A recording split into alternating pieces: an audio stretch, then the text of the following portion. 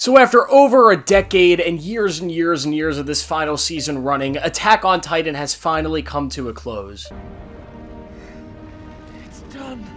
With the final episode, which I think was titled Attack on Titan Season 4, Part 5, Chapter 3, Special Presentation Episode. Keeping track of some of these ridiculous titles is honestly harder than keeping track of whatever the fuck the MCU is doing right now. But we finally have it, and if you know me personally, which not a lot of you, probably any of you know me personally, you know that I am a massive fan of this series. I think Attack on Titan is not only one of the best animes, but just one of the best shows in general, and one of the best stories that I've seen in a while. I think it is an amazing show that covers a lot of really incredible themes and topics, and is just so amazing, both in its animation, its violence, its concepts, its characters, and I just think the show is so amazing, so strong, so badass. And finally, we have the ending. Now, I do not know how to review this episode without getting into spoilers, so I'm going to put a big spoiler alert on this video right now. If you want to know my non-spoiler thoughts, overall, I thought it was pretty good, but I have a lot to say about it, both pros and negatives, that I can't get into unless I spoil some stuff. So yes, spoiler alert ahead. If you haven't watched it, go watch it, come back to this video. So we finally get to the final episode of Attack on Titan. I'm not gonna lie, I knew what was coming because I have read the manga of Attack on Titan. I wanted to know how it was going to end a couple years ago when I had watched up to what it had been up to at that point, and I had seen the ending, and reading the ending, I thought, I think this is pretty good. I know it's a very divisive ending. A lot of the fans of the manga really didn't like it, but I thought this could work. Let's see how they animate it. And now that they've animated it and we have it here for us today, I don't know how I feel about it. A large part of me absolutely loves a lot of the stuff that's in this episode, and then another large part of me is just feeling so empty and unsatisfied by this ending and some of the choices that they made with the ending. Oh, I'm fine. It's just that life is pointless and nothing matters, and I'm always tired. So, of course, the episode starts with Mikasa and Levi and that whole group of people going to stop Eren, who is currently doing the rumbling. He's trying to pretty much genocide the entire world outside of Paradise Island. The rumbling has been built up as maybe the coolest thing I have ever seen animated, and one of the most badass sequences to get to this point. And Eren, who has become this extremely dark, extremely nasty, mysterious character, who completely contrasts his character from the first 3 seasons, but has become this new, both villain and also this character that you seemingly feel like there's more to. There's gotta be more to what he's doing, and that's what is so interesting about the mystery that they've set up going into this episode. And for me, when I was reading the manga, is that there's obviously something else going on when you're watching this episode. It's not as simple as Eren just wants to kill off the entire world and he's become this genocidal maniac. There's gotta be more to it. There's gotta be a twist, and that's what this entire episode builds up to. But before we get to that twist, we have some of the best animated action you will ever see. I mean, it's a bunch of Titans, a bunch of Ackermans, fighting a bunch of other resurrected Titans, and although some of the emotion isn't there with some of the fights, because these are just like random Titans for the most part, sometimes you do get callbacks to old characters,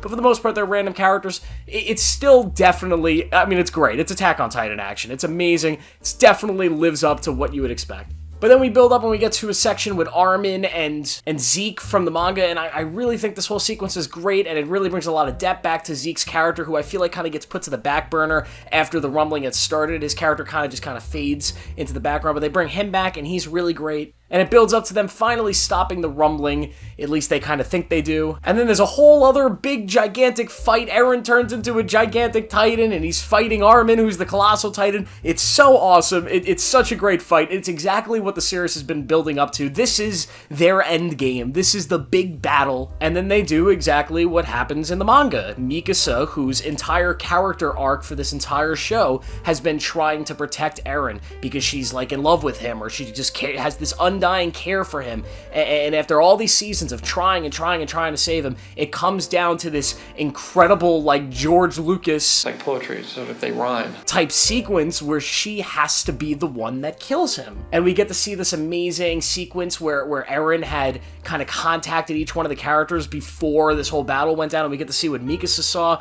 where he sort of transported her into a world where things kind of went differently and they were together, but like everybody else kind of died and the world was just not a very good place. But either way, Mikasa kills him. We get that really weird image from the manga, which I mean, only Attack on Titan could have pulled this off. That is cinema. And up until this point in the show, I was really loving all of it. I thought everything up until the point that Eren died, I was like, they nailed it. They absolutely nailed it. This is a good ending. Now we gotta get to the explanation of what was actually going on. But all the action and the moment of Mikasa having to be the one to kill Eren is perfect. Chef's kiss. That is exactly how the show needed to go. But then the show and the manga originally gets to the aftermath. And we get to hear Eren's explanation, and we get to see Eren's personality after, you know, his whole ordeal of killing off 80% of the world. And this is my problem with this whole ending of the show, because Eren, for the entirety of the season, and for most of the other seasons, is this absolute badass, especially in Season 4. He is determined, he is focused, he has a goal, and he is just, fuck everybody, I'm going for it. And he seems like this chess master, this mad genius who knows what everybody's gonna do. He controls everything. And then he gets Armin in this Pat's world and he's talking to him, and then he just starts freaking out and getting all goofy and corny because he's not gonna get to sleep with the girl who's been throwing herself at him for 4 seasons. It's just so cheesy and so goofy, and it immediately took away everything they had done with his character for the entirety of the season. It made me go like, oh my god, what, like he couldn't just be serious? Like they couldn't have him be serious in the scene? It just got so goofy, and some of the cringy anime stuff that I just don't really love about a lot of animes. And also, I think, you know, I don't know if they needed to explain the way, like, do we need this whole 20-minute sequence of Eren just sitting down and looking in the camera, essentially, and saying, hello, audience, this is why I did what I did? I feel like there was a better way to show this and thematically get across the idea here. And I understand the whole theme of the show was this idea that all the history of the Titans and Ymir and all these people, you know, the godlike figure, her whole thing was that she was so in love with the old king that she was never able to break from that spell, and she was never able to kill him, and she sacrificed himself for him, and Mikasa killing Eren and sacrificing him for the greater good was what broke the curse, and that's kind of like the theme of the whole show. But to get to that point of Eren explaining everything, just so kind of dull and stupid. And then he sort of gives the explanation of why he wanted to kill 80% of humanity, and he just, honestly, it's kind of the most badass thing he said in the whole sequence, even if it's sick, but it's also one of the biggest cop-outs where he just kind of looks at Armin and goes, I kind of wanted to do it. It's like, because I fucking wanted to. That's why I did it. Why? Because fuck them, that's why. And I don't know, this whole sequence just kind of left a bitter taste in my mouth because I'm not really sure it completely lands the themes that the entire show was about. I feel like somewhere there had to be a better ending for this, right? There had to be a better explanation because all the pieces were there and everything was so epic and it was built up perfectly. I just felt like like a little screw. If you screw something in a little bit tighter, you have just like a little bit of a better ending. And the show ends. I honestly love the last scene. Mikasa sitting on Eren's grave. The bird, whatever the fuck the bird is, comes and it wraps the scarf, and it's really sweet and it's heartwarming and it's a nice little ending when it comes to the final scene. And the music is great, of course, because the music, let me just say, the music in this entire episode and the entire show is top notch. But the last scene is fine, and then, oh god, I hate what they do in the credits, and they did it in the manga too. The manga had the ending. I thought the ending was fine. Then they released the extra pages, which I think completely destroyed the whole point of the show. The whole point of the show, and I think the ending, is to break this cycle, to break the cycle of cruelty and violence, even if it took killing 80% of humanity.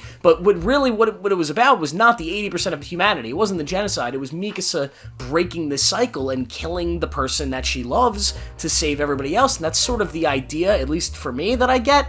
And the idea at the ending, when you just see the base ending of her sitting at the grave and the world trying to go on, is that there's this hope that the world could possibly come together in the future and not be hateful and come together as one and unite and be peaceful. And then you get this stupid little credit sequence where you see that pretty much every single event that happened in the show was completely meaningless because the whole world builds itself up and completely tears itself down. There's a mass war war and everybody dies. And the world reverts back to this old state of just nothingness, and we see like a little tease of what, I don't know if they're teasing what will eventually be another manga, or if it was just the tease of the cycle continues, of this boy finding the tree where Eren was buried, and he enters, assumingly to receive what will now be the new Titan gene or whatever. And I want to sit here and say that the guy that wrote the manga is wrong. It's his story, and if he feels like this was the theme, this was the direction, the show that the cycle can't be broken, then good on him. I will not tell him that he's wrong because it's his fucking story. I'm not an asshole. But to me, at least just for me personally, the way the story impacted me was this idea that they do live in this cruel world. They live in this terrible, horrible world, and the whole idea of the whole show is trying to make it better and trying to be free and break out from this entrapment. And there were a lot of comparisons to, like, the Holocaust and the way Jews are treated, and even, like, stuff that would resonate with, like, the current situation going on in Israel. And I think a really powerful ending to this show was just breaking the cycle and this theme of hope and longing for hope and unity in the future. That was Eren's goal, even through the genocide. That was what Mikasa kind of signed up to do when she killed Eren, and that's what the entire group is kind of doing now. And yeah, they do show that, like, Eren has the Jaegerists, the military people that are still on Paradise Island, still prepping for war, but there's still just this hope of peace, and it's completely shattered. And I hate when any movie or any TV show or anything does anything like this, where you sit with these characters and you sit with this world for hours and hours and hours, and sometimes years, watching it, and then you get a little slideshow that covers like 1,000 years of history in 2 seconds, and it's like, oh my god, like why? Like, it's just so stupid. It feels so lazy and shoehorned in, and it's by far my least favorite part of the entire episode and the series.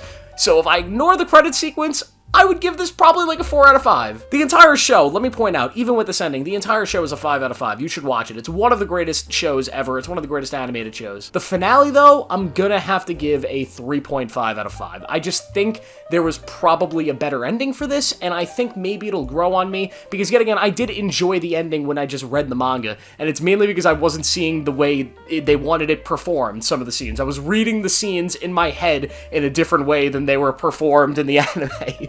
And because of that, it just didn't work as well for me watching it live. But I do still think it's a fine ending. I think a lot of people are going to find some satisfaction in it. A lot of people are also going to absolutely hate it, but I also don't think it takes away from what was a legendary show that you should watch if you haven't already. But thank you for watching. Make sure to like this video and subscribe for more. Make sure to turn on notifications to see everything as I posted. I will see you guys in the next video.